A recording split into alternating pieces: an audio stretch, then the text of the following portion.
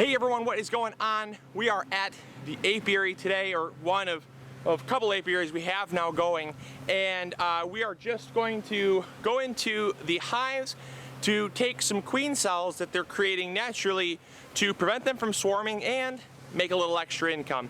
So this is something we really don't do all that often because we are very anti-intrusiveness into our bees, but it is swarming season and we don't want them swarming because that just takes numbers away from the hive, and also they're super healthy, have incredible genetics that have survived now 3 winters, which is wow awesome. So we are going to go in there, just take the queen cells, and we're going to put them in queen cups, or in queen cages, and attach them to a queen cup, attach them to a frame, and allow the worker bees just to tend them until they hatch, and then we will sell them on eBay for $10 a pop. And so it's a great way for beekeepers to make a little extra income, especially since we don't sell the honey. We use all the honey for the bees to survive through the winter, so we are very hands off. So this little bit helps to kind of fund any maintenance that we have to do, you know, bee suit repairs, new bee suit beekeeping equipment, new boxes or frames, things like that. That all costs money, and so it helps to have a little bit of extra supplemental income, which this definitely helps. So let's go in and see what we got going on. I already went and checked them 3 days ago, so I know that they're going crazy, but you all have not seen them since last year, so let's go. So this hive right here is going crazy, and I presume that they are already beginning to swarm, if not swarmed already. You can see the amount of drones they've produced is just incredible. So they've got drones out the wazoo, and so we're going to go in here first just to make sure everything is in order. I brought some queen cages just in case they did swarm on me, and these are the just the queen cages themselves that we're going to attach to some wooden frames and just have a temporary hive. So all right, let's go.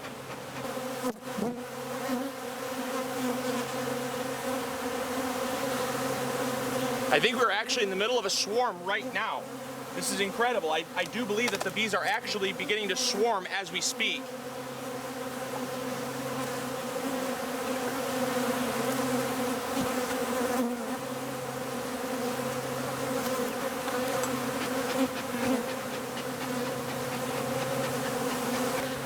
Aha! There's a queen cell right down at the bottom.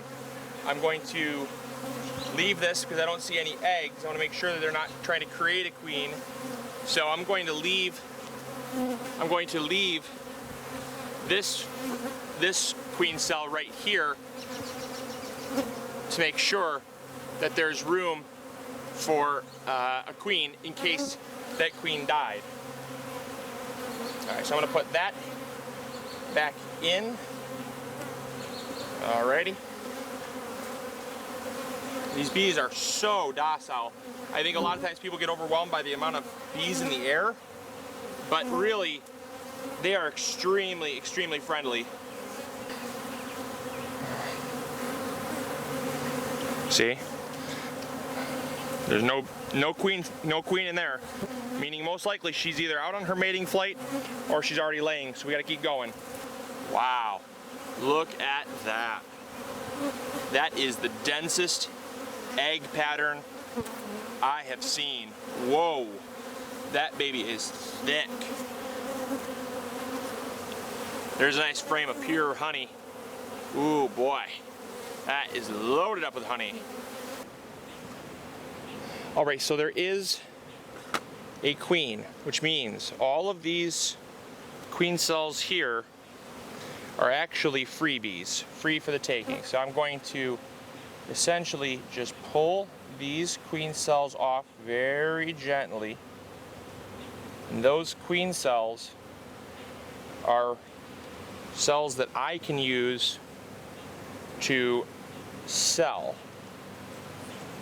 I'm going to keep them in a hive that does not have a queen, so the queens won't be encouraged to you know, to ball the other queens or kill them or anything like that. So all this stuff here is essentially just scrap, which is good.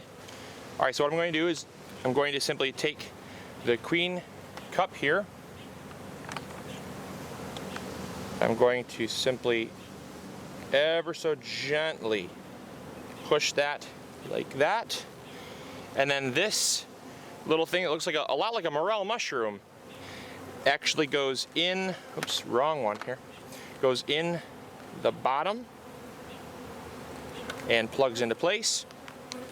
And now, once the queen hatches, we will have an unmated queen that will sell for around $10 a piece. But we need to put them into a queenless hive, so give me a second, I'll do all these, get any other ones that I have, and then we'll come back and I'll show you how we attach them. All right, so it's been about 45 minutes, went through every single frame. That's one of the things that stinks about beekeeping, is it's meticulous. You gotta be meticulous.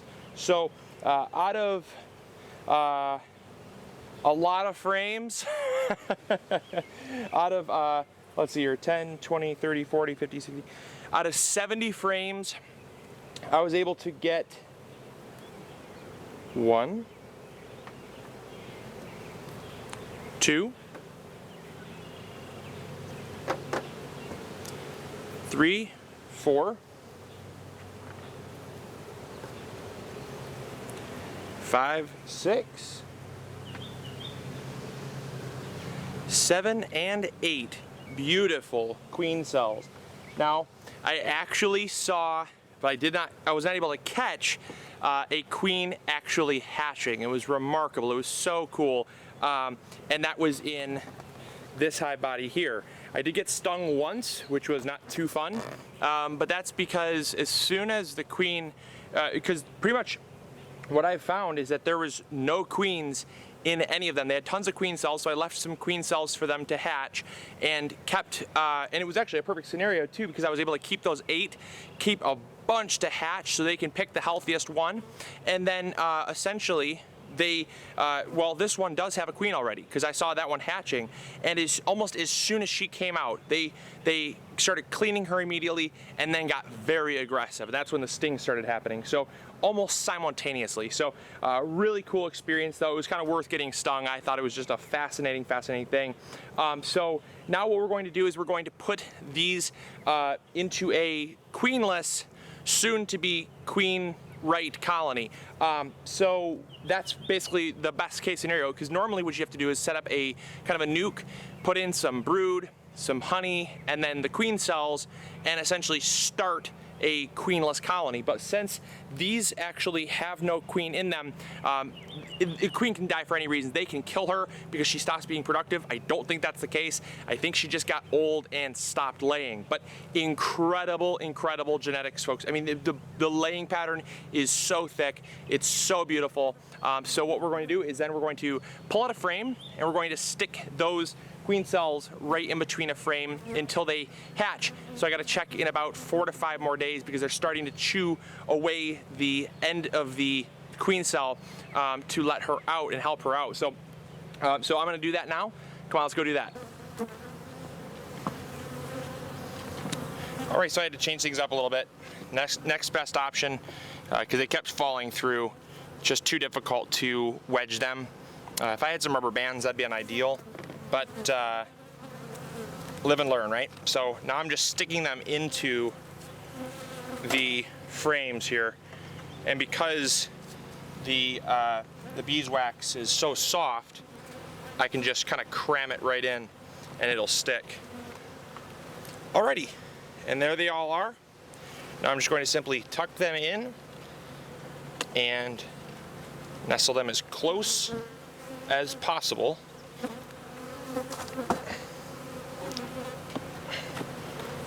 Button it up, and we're ready to go home. So that was a ton of fun. We still got bees flying around us, but that's okay. Hopefully y'all enjoyed. Hopefully you learned something new. And as always, this is Luke from the MIgardener channel reminding you to grow big or go home. See ya. Bye.